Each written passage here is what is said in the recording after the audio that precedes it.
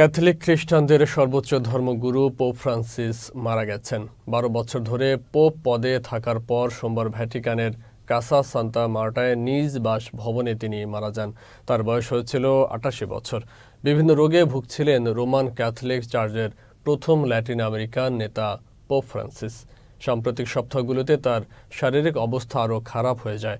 Vatican news service জানিয়েছে, Saint Peter's স্কোয়ারে হাজার হাজার উপাসককে শুভ স্টার জানানোর একদিন পরই তার মৃত্যু হলো।